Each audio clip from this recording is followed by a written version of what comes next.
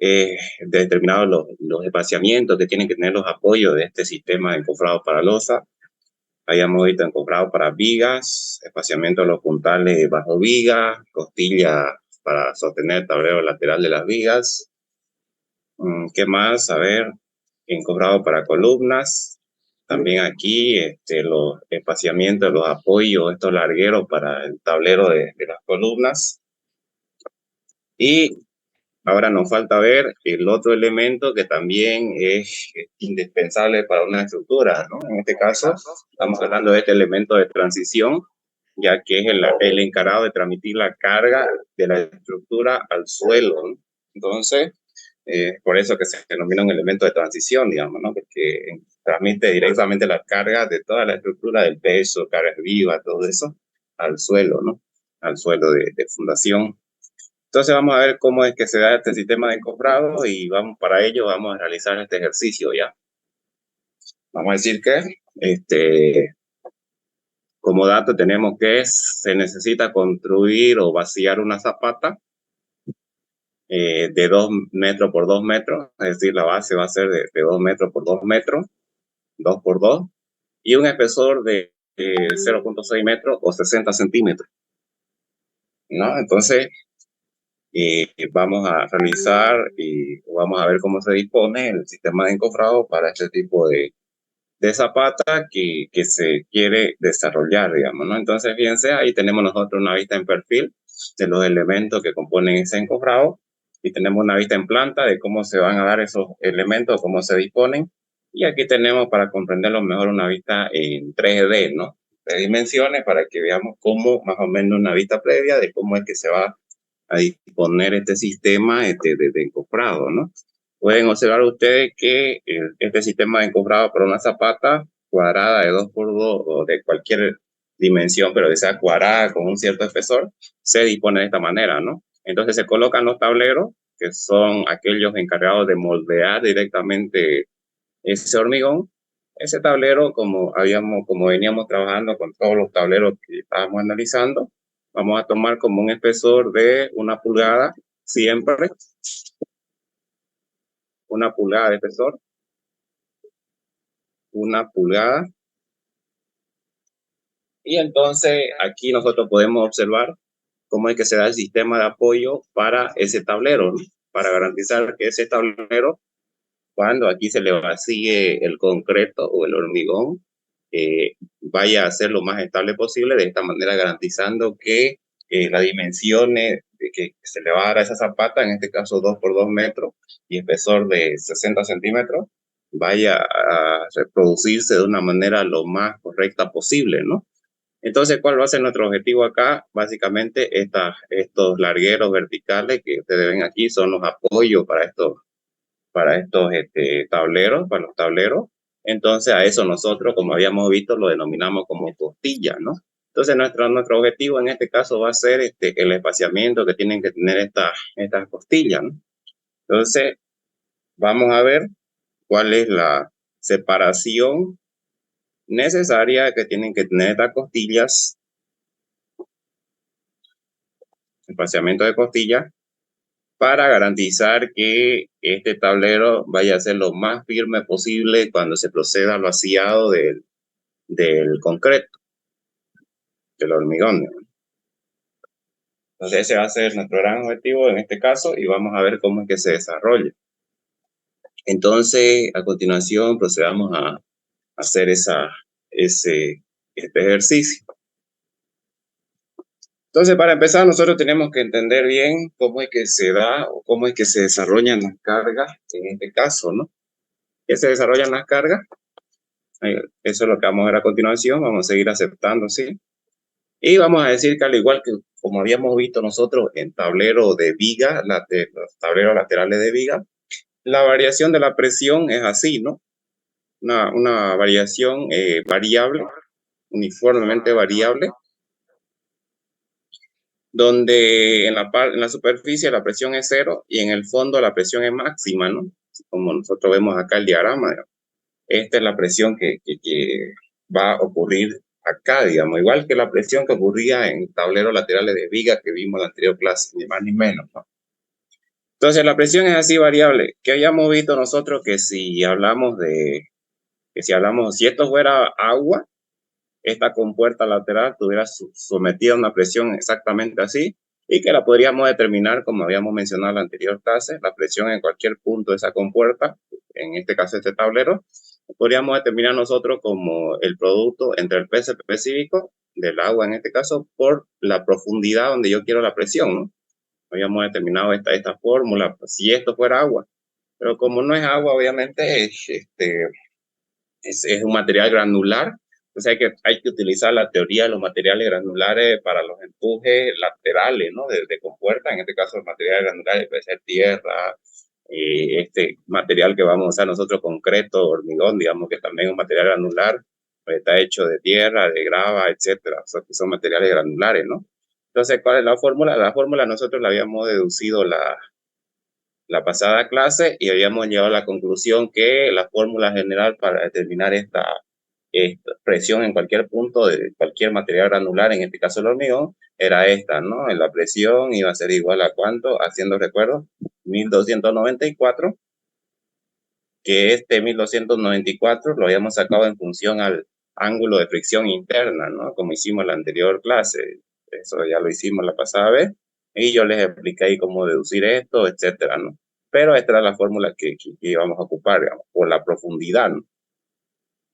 Está aquí, y eso multiplicado por el 25% de la mayoración que hay que realizar acá por el impacto vibración. Esta es la fórmula, ¿no? Que usamos en la anterior clase para tableros laterales de viga y que va a ser aplicable acá también, ¿ya? Está aquí. Vamos a seguir aceptando. Y entonces eso es lo que vamos a ver hoy día. Bien, ahora, ¿cómo es que se va a determinar? Porque ¿qué es lo que nosotros queremos determinar? Para empezar, queremos determinar la presión, acá lo voy a dibujar, que ejerce el hormigón. Lo vamos a dibujar.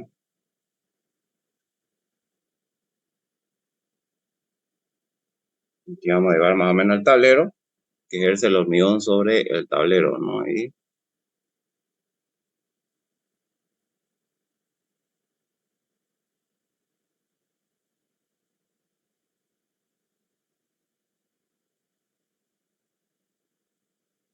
Básicamente lo que queremos hacer es dibujar la presión, ¿no? Aquí esto lo voy a hacer un poco más grande.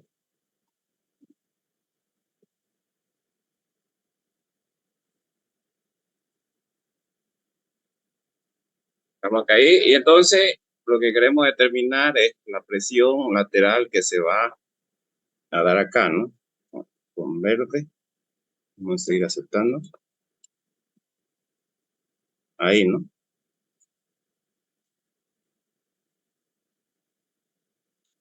Y ahora, ¿cómo es que se va a determinar esta presión? Esta presión se va a determinar de la siguiente manera. Para empezar, la porción de tablero en análisis que se tiene que agarrar es la correspondiente a la mitad de la altura que tenga la zapata que se va a construir. En este caso, estos 60 centímetros es el espesor de la base, ¿no? Ya, perfecto. Les decía, estos 60 centímetros que ustedes ven acá es el espesor que va a tener la base. Entonces, nosotros vamos a agarrar una porción de tablero para el análisis correspondiente a la mitad de esta altura del tablero de fondo. Es decir, yo tengo que agarrar, si aquí tengo 60, la mitad sería 30, ¿no? Entonces tengo que agarrar como análisis 30 centímetros del tablero de fondo, o sea, la mitad de la altura. Si es 60, 30. Si es 70, 35, por ejemplo, ¿no? Entonces eso es lo que vamos a analizar aquí. Una altura de tablero de fondo de 30 centímetros. Ahí, 30.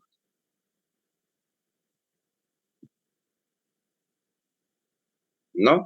Bien, ahora veamos cómo es la carga que le llega. Habíamos dicho que ese tablero va a estar sometido a una carga, a unas presiones así variables, digamos, ¿no? Así variables, donde en el fondo podemos decir que está la presión máxima y si nosotros trabajaríamos con un diagrama real acá, tendríamos que trabajar con un diagrama trapezoidal que estaría comprendido entre este punto, o sea, entre la presión a los 30, porque estamos midiendo la superficie, y este punto de acá, la presión de fondo, ¿no? Entonces el diagrama sería, si es que trabajáramos con el diagrama real, digamos, sería un trapecio así, ¿no? Para esos 30 centímetros de tablero, digamos. Sería un trapecio así, digamos, la variación. Sin embargo, así como vimos en viga, nosotros podemos hacer una simplificación, digamos. ¿Cómo se va a hacer esa simplificación? Esa simplificación la vamos a hacer de la siguiente manera, y acá lo observamos. Vamos a tomar como altura de presión una altura correspondiente a una profundidad que ustedes la ven como P1 acá, correspondiente a la mitad de 230. Y ahorita vamos a ver cómo se determina esa altura.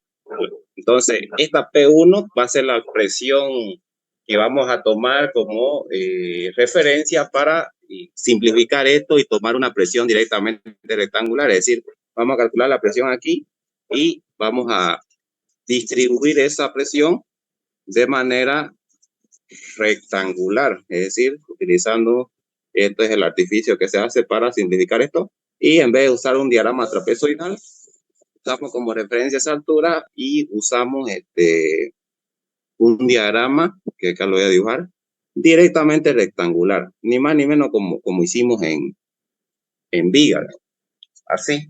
Y entonces la presión que se determina, la altura de presión que se determina para poder adoptar ese diagrama rectangular de presiones es la correspondiente a esta altura. ¿Y dónde está esa altura? Pues vamos a determinarla, a ver, vamos a denominar como altura H1.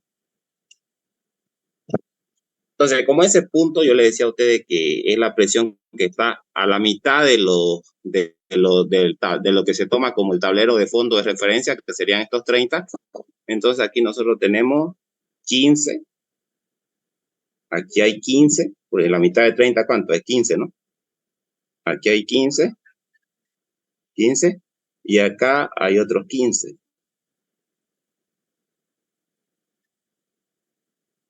¿No?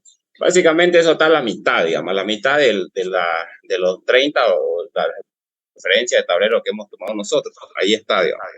Entonces, si yo quiero calcular H1, ¿a qué sería igual? Yo sé que acá, aquí, de la superficie aquí, hay 30, ¿no? 30. Entonces sería 30 más 15, ¿no? ¿Cuánto sería H1? Entonces 45. 45, ahí, ¿no? Y es por eso que aquí, fíjense, yo al aplicar la fórmula, calculé la altura de presión a una profundidad de 45 centímetros. Por eso es que aparece esta fórmula que ustedes ven aquí, digamos.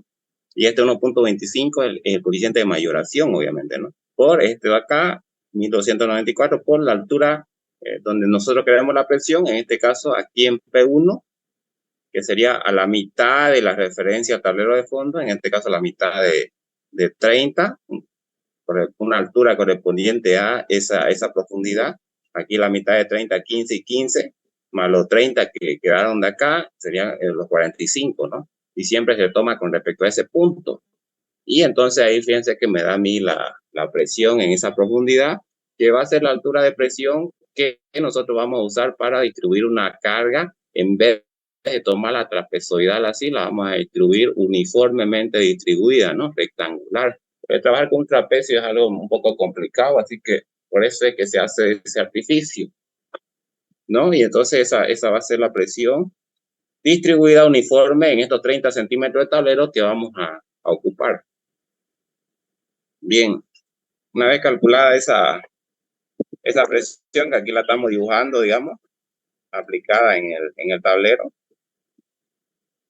en toda la superficie. A continuación nos va a interesar distribuir una carga. A continuación nos va a interesar distribuir una carga lineal a lo largo del tablero, ¿no? Una carga lineal. Tenemos una carga superficial medida en presión, obviamente. Entonces, a continuación vemos cuánto vale la carga lineal. Calculemos la carga lineal. ¿Cómo se determina? A lo largo de la línea del tablero, ¿no? Esa carga lineal.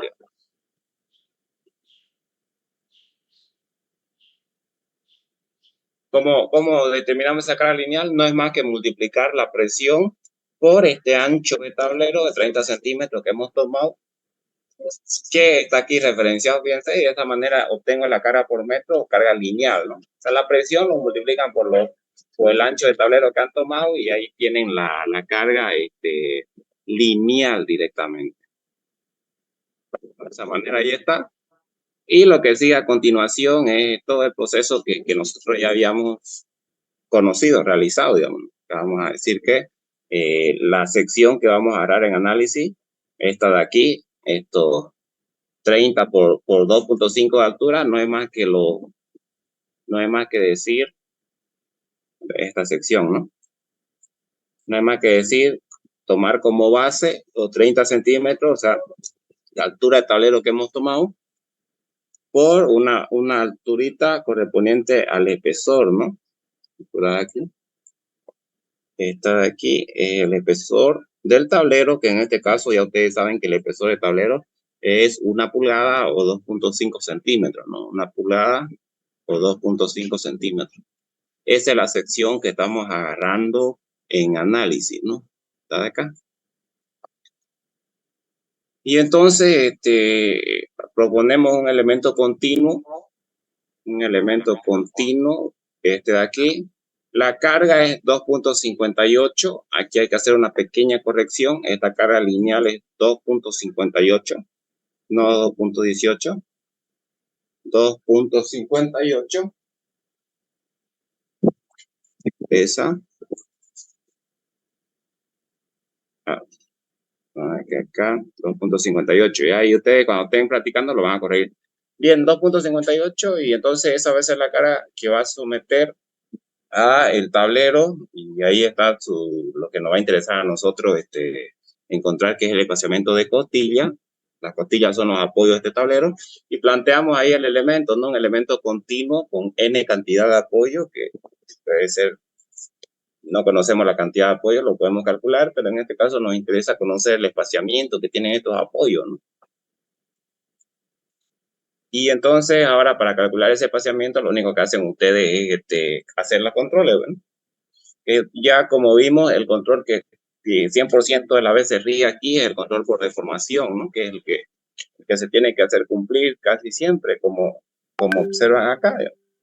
Acá, si bien hacemos los 4 controles, el control que rige es el de deformación, que sería ¿no? Pero ya esto lo hemos visto varias veces, los controles y todo esto, para no quedarme a repetir muchas veces ahí. Entonces, de los 4 controles ya ustedes agarran el menor, que en este caso sería y ese dicen que ese es el espaciamiento máximo que se le puede poner ahí, ¿no? Entonces, yo diría que los apoyos para el tablero de esta zapata, que va a ser de 2 metros por 2 metros de base por un espesor de 60 centímetros, como máximo tienen que tener, digamos, ¿no? Un espaciamiento como máximo de 74. 74. No mayor a eso. ¿Puede ser menor? Sí, puede ser menor. Obviamente, si a mí me sale 74, para no complicar la vida a los que van a montar eso, yo le puedo decir que sea 70 centímetros, ¿no? O sea, disponerlo cada 70 para que sea un valor más fácil de medir, digamos. Pero nunca mayor. No puedo poner 75 ni 80, nunca mayor. Ese es el máximo que se le puede poner ahí, digamos, ¿no? Y entonces eso es lo que nos va a interesar conocer en este caso de un encofrado para la fundación o la zapata, ¿ya? Bien, ahora vamos a ver otro tipo de losa. En este caso serían las losas nervuradas, losas alivianadas, o como lo quieran conocer, y vamos a ver cómo se resuelve esto. Anteriormente nosotros habíamos visto lo que se refiere a losa llena. Entonces, losa llena, por ejemplo, el ejercicio que hicimos de inicio, una losa llena. ¿Por qué se le denomina losa llena? Se le denomina losa llena porque en todo su espesor está compuesto netamente por hormigón y en poca proporción por acero o fierro, digamos, ¿no? En los 12 centímetros eso está completamente compuesto de hormigón y armadura, digamos. Por eso es losa llena. Sin embargo, en algunas estructuras que son de varios pisos, así, o en la mayoría de las estructuras en esta época, hay la necesidad de alivianar el peso de las losas para que de esta forma las secciones de tanto de las vigas como de las columnas sean lo más económicas posible. Porque si el hormigón es un material pesado, digamos, entonces una losa llena está compuesta netamente en todo su espesor por hormigón, el peso es considerable, ¿no? Para ese tipo de losa, digamos. Peor si el espesor es grande. Entonces, en esa ocasión hay la necesidad de agarrar y hacer más liviana esa losa. Entonces, ¿cuál es la solución que se da? Pues a través de este sistema que es conocido como losa aligerada o losa nervurada, digamos. Entonces, losa aligerada, su propio nombre lo dice, para aligerar el peso. Y el sistema es este de acá. Ustedes saben que las losas son elementos que predominantemente van a estar sometidos a flexión. Entonces la flexión tiene dos tipos de tensiones que genera, digamos, en este caso son tensiones de compresión y tensiones de tracción. Entonces el límite, como hemos estudiado los elementos a flexión, digamos, el límite es lo que se conoce como la línea neutra. Entonces, por ejemplo, en este tipo de losa, las compresiones se generan en la parte superior y las tracciones en la parte inferior. Ahora, el hormigón es un material que tiene escasa resistencia a la tracción, prácticamente nula, no tiene resistencia a la tracción. Quiere decir que en la parte de abajo, ese hormigón que está siendo sometido a tracción en la parte inferior es prácticamente inservible, solamente sirve de recubrimiento, de relleno, etc. Entonces, ¿para qué se va a tener ese hormigón ahí que es inservible? Simplemente sería para el recubrimiento, etcétera. Pero si se quiere aliviar el peso, se tiene que quitar gran parte de ese hormigón en la parte de abajo y en su lugar colocar un elemento alivianante, que en este caso pueden ser varios tipos de elementos alivianantes. Aquí nosotros podemos ver que utilizan el material Plastofor, por ejemplo, ¿no? Plastofor, un elemento alivianante que se coloca en esa parte donde el hormigón podría estar siendo traccionado y se lo elimina en gran parte y solo se deja una pequeña apertura de concreto, como ustedes ven aquí, estas de aquí, que se lo denomina como nervios, digamos, y las necesarias simplemente para que vaya el acero, el fierro, que tiene que resistir esas tensiones de tracción, digamos, tiene que tomar esas tensiones de tracción, ¿no? Entonces, eso sucede abajo. ¿Por qué abajo? Porque abajo es donde se van a desarrollar las tensiones de tracción. Y en la parte superior, las tensiones de compresión. Como el hormigón ya es el que tiene que tomar esas tensiones de compresión, porque el hormigón sí trabaja bien a la compresión. Entonces, ahí en la parte superior ya se deja un espesor de losa llena, que se denomina como placa. En este caso es esta de aquí, digamos. Que aquí en este ejercicio, por ejemplo, tiene 5 centímetros. Por darle una introducción a ustedes, ¿no? Este tema de losas, ustedes lo van a ver con mejor detalle en Hormigón Armado 2. Ahí van a aprender cómo es que se dimensionan, cuáles son los espesores que se requieren según los casos, etcétera, ¿no? Pero así por darle un pantallazo a ustedes, por qué que se da, o por qué es que se elimina aquí en la parte inferior del hormigón y de esa manera logrando que se reduzca el peso de las losas y porque ese hormigón en la parte inferior en su mayoría es inservible, solamente sirve para recubrimiento y solamente necesitaríamos pequeñas aberturas en la parte de abajo de hormigón, que son estas aberturitas que ustedes ven acá, que ustedes la van a conocer como nervios y necesaria para ahí colocar el acero o fierro que tiene que tomar esas tensiones de tracción, ¿no? Pero este es el sistema ya. Entonces, dicho eso, para que tengan una idea más o menos de qué se trata esto, eso es la parte estructural de la losa, todo eso en H2 se lo ve con más detalle, ¿ya? Por si acaso. Entonces, veamos, dice, se va a querer vaciar una losa nervada, va a ser nervurada o nervada aligerada, como ustedes quieran conocerla, que tiene la siguiente característica. Tiene un espesor de 25 centímetros, 25 centímetros tiene un espesor de placa de 5 centímetros. Placa denominamos a esta parte que ya es lleno, esta parte lleno, o sea, lleno de hormigón y armadura, 5 centímetros, fíjense. Y tiene una base de nervios de 10 centímetros, es decir, esta pequeña abertura de hormigón que ya se dejan en la parte inferior, necesaria para que el fierro se coloque ahí, tienen una base, dice, de 10 centímetros. Son pequeñas aberturas, chicas.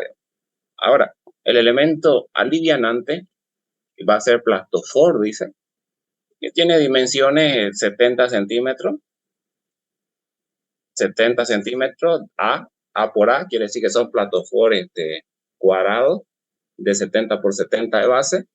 Y entonces vamos a ver cómo es que se desarrolla esto. Acá nosotros podemos ver una vista en planta, cómo es que se va a distribuir eso. Aquí están los platofores dados de esa manera.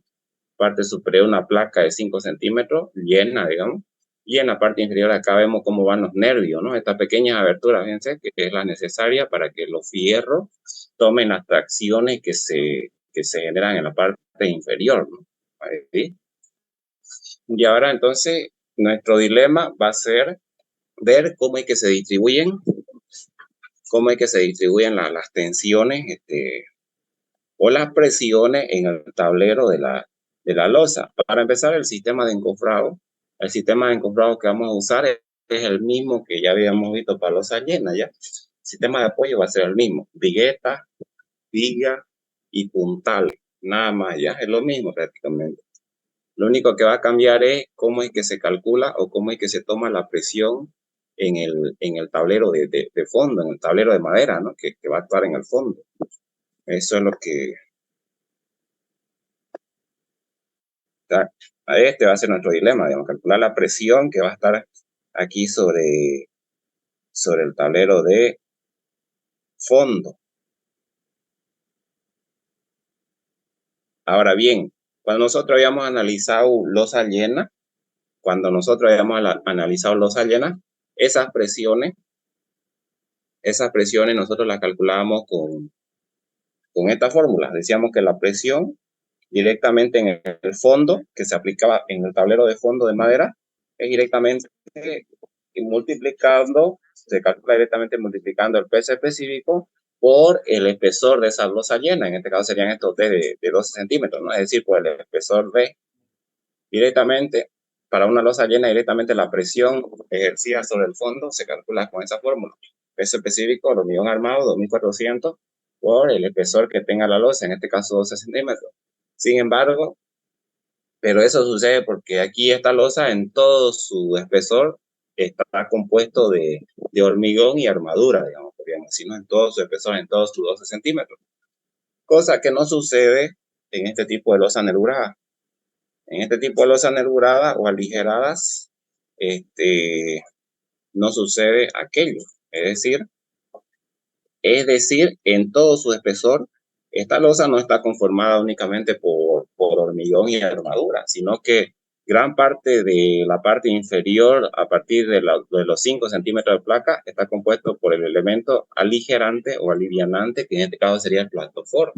Y se elige el plastofor. También hay otro tipo de alivianante, en algunos casos utilizan ladrillos huecos, pero ya eso no se utiliza mucho, más se utiliza este sistema con platoforo. También los nervios aquí pueden ser viguetas igual. ¿Alguno de ustedes ha visto alguna losa de vigueta? Básicamente el mismo funcionamiento que ustedes ven acá. Y entonces, no en todo su espesor, decíamos, está compuesto por hormigón y armadura, no que ya hay aquí el elemento alivianante de 70 por 70 que se coloca en la parte inferior, ¿no? Entonces, vamos a ver, ya no se puede decir que la carga es directamente el peso específico por el espesor de la losa, ¿no? Porque ya no todo está compuesto por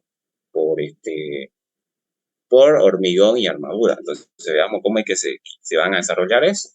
Y entonces vamos a hacer un artificio acá ya. Vamos a tener que calcular para empezar, antes de comenzar, vamos a tomar como referencia un solo sistema de elemento alivianante y nervio, ya es decir, vamos a tomar como análisis solamente uno, que para lo demás va a ser lo mismo, y vamos a ver cuál es las dimensiones de ese pequeño sistema entre nervios, placa y aligerante para analizarlo. Básicamente es esto de acá. Agarramos de centro a centro del nervio. Ahí. De centro a centro. ¿Qué sería? ¿Qué longitud sería aquí? Aquí sería, vamos a representarlo acá, agarran así una influencia para un solo sistema aligerante, nervio y placa, medido de centro a centro de los nervios, y esa longitud es, vamos a decir, A, que es el ancho del nervio, va desde el plastoform, vale 70 centímetros según lo que me decía el ejercicio, ¿no? La base de estos nervios, estas aberturas que ustedes ven acá, es de 10 centímetros. Entonces, si yo estoy tomando a la mitad, entonces sería 5, ¿no? Y sería 5, y acá también sería la mitad de esa base, que es 5. Entonces, sería 70 más 5 más 5. ¿Cuánto da eso? 80, ¿no? 80, directamente. El espesor, no olviden que el espesor es 25 centímetros, sí, ¿no? 25, el espesor total de la losa, el espesor de la placa de losa llena es 5 centímetros, y el ancho de los nervios 10 y el platofor 70, está correcto. Pero finalmente, nuestro análisis va a ser con respecto a un solo sistema, platofor, nervio, mitad en ambos lados, y placa base llena en la parte superior con un espesor de 5 centímetros, ¿no? Según lo que me daba el problema. Y el ancho para ese análisis es 80, porque ya le dije cómo es que se suma, 70 de base del aligerante, más 5 centímetros de nervio a la izquierda y más 5 del otro, ¿no? Porque la base de nuestros nervios eran 10. Y esto de aquí, que es 5 centímetros, ¿no? El espesor de esta placa llena. Ahí. Entonces, el artificio que nosotros vamos a hacer acá para poder ocupar nuestra fórmula de presiones que utilizamos en losa llena, que sabemos que es igual a peso específico por la profundidad o el espesor de esa losa, es transformar esta sección con esta característica a una sección directamente de losa llena, como si fuera una losa llena, ahí, como si fuera una losa llena, con un espesor H. Entonces, vamos a transformar o vamos a hacer un artificio en el que transformamos esta losa nervurada en una losa llena con un espesor H.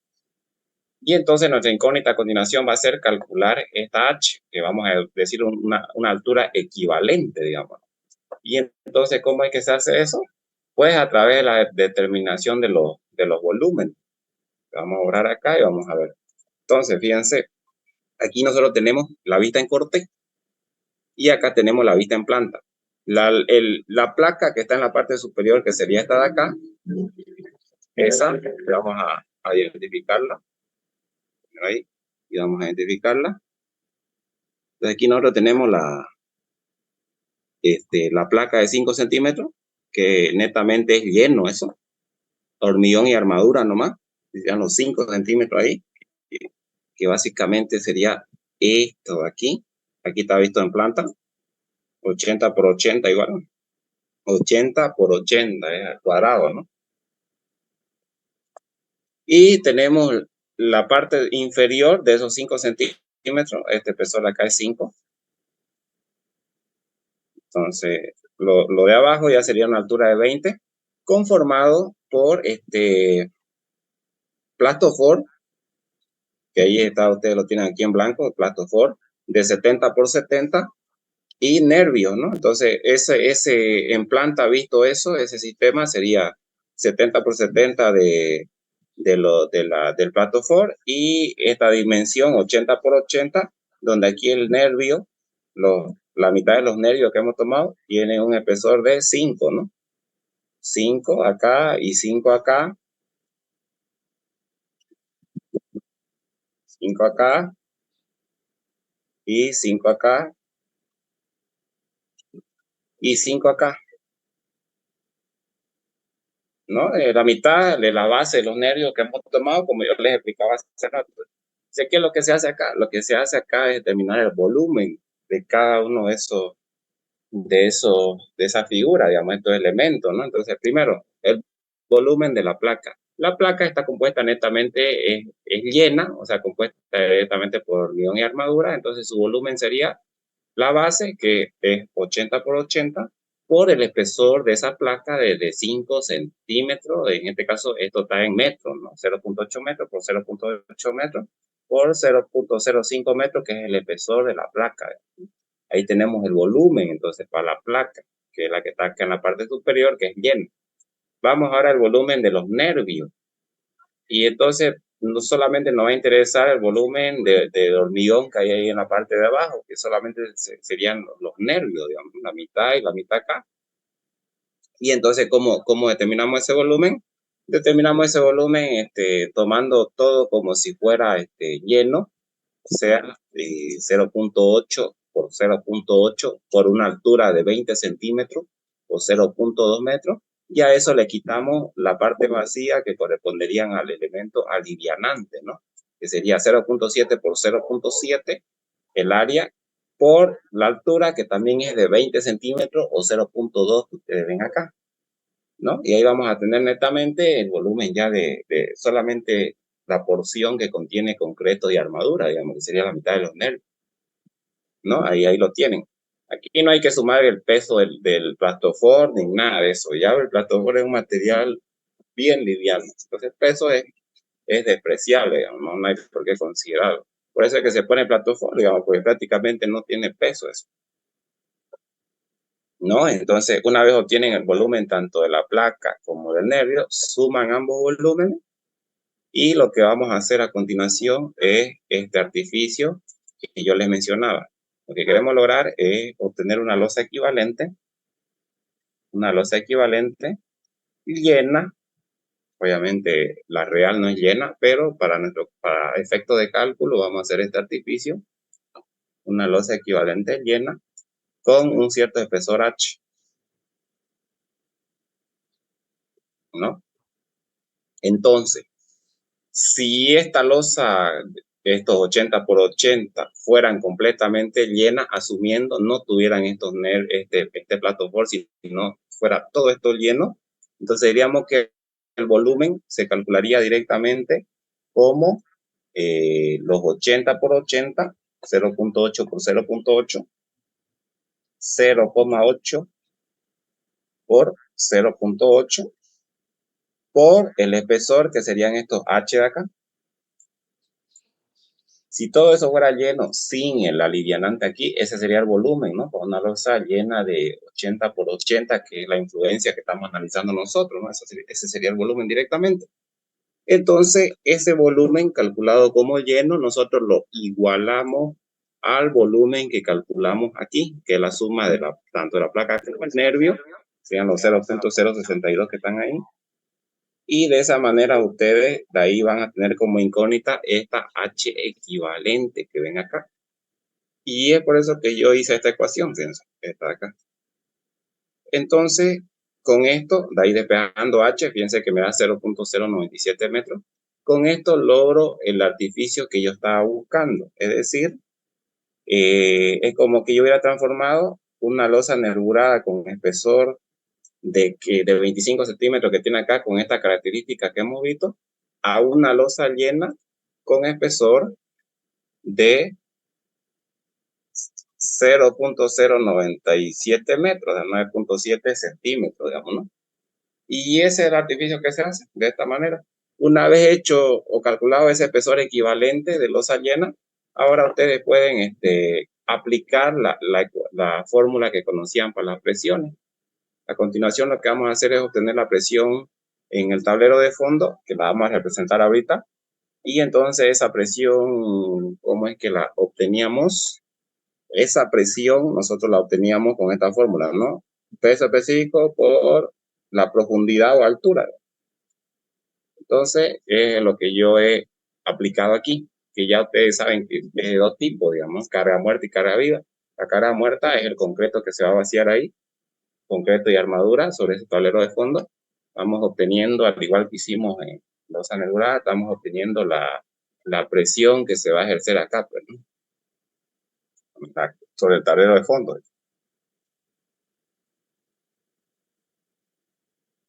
Ahí, ¿no? La presión o la carga por metro cuadrado que está actuando sobre el tablero de fondo. Esa, ¿no? Entonces, de esta manera, una vez obtenida esta altura ficticia equivalente, porque fíjense que esta es la equivalencia, ¿no? De esta manera es como se obtiene, de esta manera es como hemos obtenido aquí tenemos una losa nerurada con esta característica y su losa llena equivalente sería la que nosotros hemos tenido, una losa llena con altura acá 9.7 centímetros. Es su losa llena equivalente.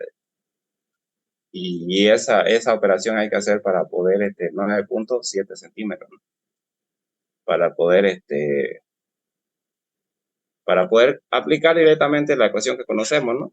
Carga muerta, peso específico del hormigón armado, 2.400 por la altura esa, el espesor es 0.097 metros. Y de esa manera obtenemos la carga muerta, la presión debido a la carga muerta, ¿no? Carga viva, ya dijimos que íbamos a tomar entre 150 a 200 kilos por metro cuadrado. En este caso vamos a tomar simplemente, vamos a tomar simplemente 150 ya.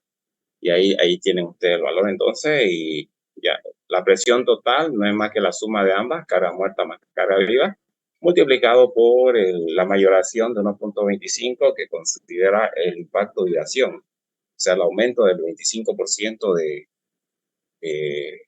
a la carga para tomar en cuenta la vibración y los impactos que pueden haber cuando se esté montando el encofrado, cuando se esté vaciando principalmente el concreto, ¿no? Bien, ya una vez, ya el proceso que sigue es el mismo que habíamos visto en losa llena, ya. Tienen que calcular el espaciamiento de vigueta agarrando un metro de tablero, etcétera. Lo mismo que hicimos en losa llena. No hay más detalles acá, es decir, no hay más diferencia.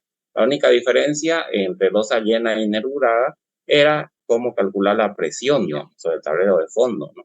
Esa era la única interrogante y que cambiaba en ambos casos. ¿Cómo calcular la presión en el tablero de fondo? En losa llena, directamente peso específico por el espesor de losa.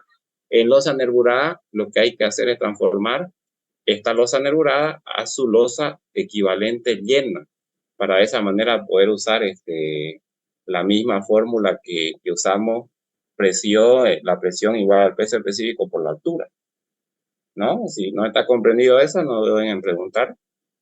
Y de esta manera, esto es lo único que cambia. Lo demás es lo mismo que tienen que hacer o que veníamos haciendo: espaciamiento de viguetas, espaciamiento de vigas, espaciamiento de puntales en X, espaciamiento de puntales en Z y luego la verificación del puntal, ¿no? Esto ya lo habíamos hecho en losa llena y entonces eso es lo que vamos a mencionar, ¿ya? Entonces yo tengo una cosita que hacer, por eso voy a acabar un poco temprano esta vez, pero sin no antes mencionarles a ustedes lo siguiente, y vamos a llamar lista igual. Esperen un ratito, pero antes de llamar lista, vamos a mencionar lo siguiente. Ustedes tienen que estar atentos porque el ingeniero cualquier rato entra y hace preguntas. Esas preguntas valen puntos, si no, pregúntenle el ingeniero Lessing, ¿no? Al grupo de la mañana. Les tomó un examen oral, a ustedes también les puede tocar lo mismo. Y entonces vamos a decir que él ya me encargó que ponga la siguiente fecha de examen, ¿ya? Para que culminemos todo de una vez. Y vamos a decir que el martes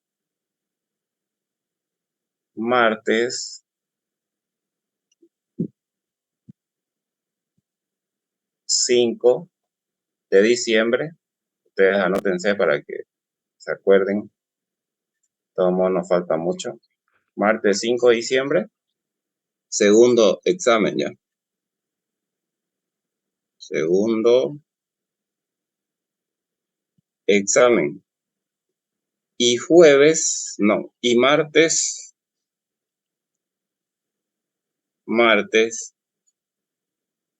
12 de diciembre, martes 12 diciembre, examen final.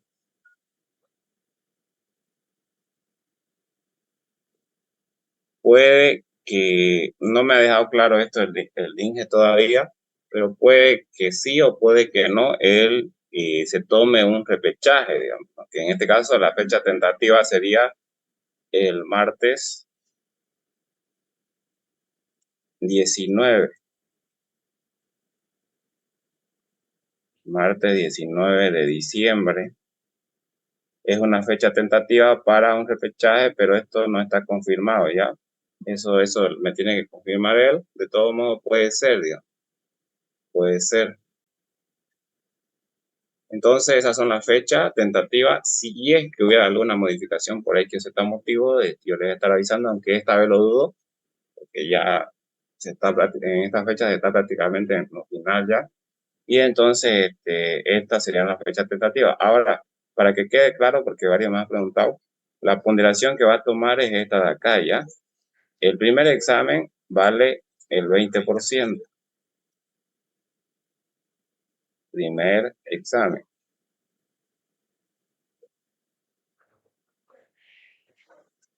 El segundo examen también vale el 20%.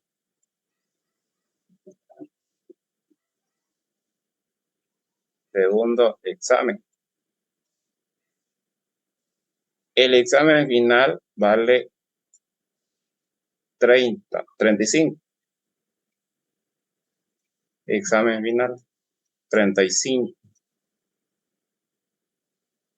Y en un 25% se van a dividir tres cosas: práctico, participación y asistencia. Obviamente, el que tiene más valor aquí es el práctico, ¿ya? Podríamos decir que tiene un 70-80% más valor acá, digamos. Ya la participación y asistencia, la participación, aparte que incluye acá, también puede ser un elemento extra cuando él evalúa, digamos, si algún alumno llega a 46, 47, podríamos decir ahí, digamos. También tiene influencia ahí. Y como nosotros no hemos hecho muchas participaciones, él me decía que cuando él dio la clase sí hacía algunas participaciones, lo debe tener anotado, digamos. Pero yo voy a pasar el informe también de cuando hicimos conmigo. Entonces, esa es la ponderación que se va a manejar y esas son las fechas tentativas que ya se tiene para los exámenes. Ahora, práctico, quizás el jueves ya tengan dos nuevos prácticos para que resuelvan para ese segundo examen y para que presenten en plataforma también, ¿ya? Como le decía, si hubiera alguna modificación, algo por el estilo, ya yo eso voy a informar en el grupo. ¿Listo? Entonces ahí vamos a quedar por el día de hoy. En todo caso, el segundo examen sería hasta donde avancemos el día jueves. ¿Ya? Ahí quedamos entonces. Luego.